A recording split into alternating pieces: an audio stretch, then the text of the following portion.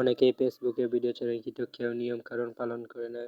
ফেসবুকের নিয়ম হচ্ছে কিভাবে নিয়মগুলো দেখবেন